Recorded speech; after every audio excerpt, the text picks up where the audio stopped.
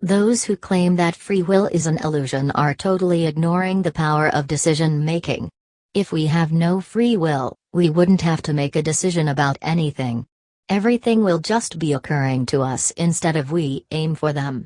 To decide something, you are supposed to determine inside of you that this is what you will be doing. If there is no free will, actions will happen regardless of decision making. You will be just heading towards something with a decision about it already calculated and picked at the level of the unconscious without you forcing any action to be taken, and consciously you will be just observing you acting according to a decision that was already took unconsciously. This is not what happens in reality. There are times when you are forced to do something whether you like it or not for reasons that make it not up to you to pick whether to do such an action or not. For example, you are extremely thirsty and finally you came across a glass of fairly cold water. You will witness your hand moving toward it and you drinking the water whether you like it or not, whether you determine that this is the right course of action for the next moment or not. This isn't how all our lives are supposed to be. When there is no actual necessity to choose something, chances are, you will not exert any kind of effort unconsciously to make a decision about it. The decision about it will be almost entirely arbitrary. If you are hungry now, you will get ideas about what to eat and how to obtain it from a predetermined source unconsciously, but when you are full, you will be expected to exert an induced effort to even try to consider whether or not to lick some ice cream. Here you will say, is it worth it? Am I too full? At least taste the thing. It is okay if you get some help from the unconscious mind. Like you are asking your unconscious mind to give you its opinion whether or not we should proceed and grab the ice cream cone. But this doesn't mean that you don't have free will in here. You started it. You suggested that licking the ice cream at the moment is something that is debatable on your plate now.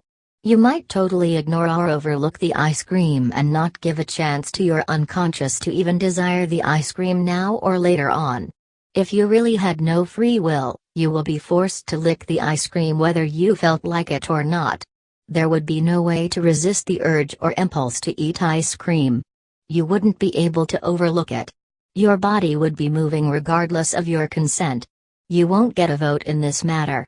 This idea leads to apathy, and it is to be easily expected to find that the scientific experiments lead to the conclusion that the people tested are all lacking free will, when this is how they are living their real lives.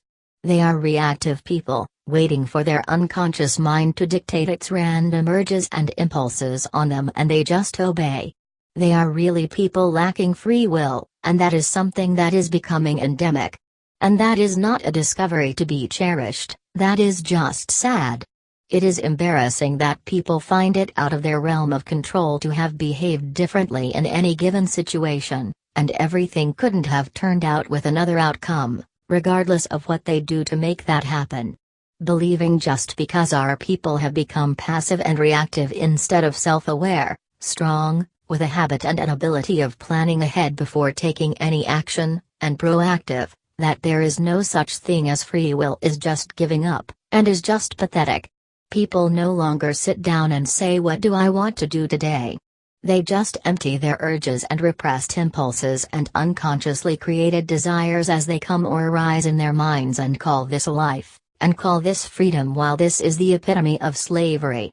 This is a failure mentality, just like the passive mentality of destroying your thoughts by meditating on a regular basis, until you are transformed into a lifeless brain-dead very skilled and capable drone, so that you start feeling happy. Now, after you have destroyed your ability to detect what sucks and feel bad about it to the extent that you cannot settle for not fixing or changing what is standing between you and living the epic life that you are supposed to desire and aspire and have ambition to live it. It is not about being happy. It is about having accidentally run into realizing that intelligence grants you effects, results, and states that make a useless life actually worth living forever.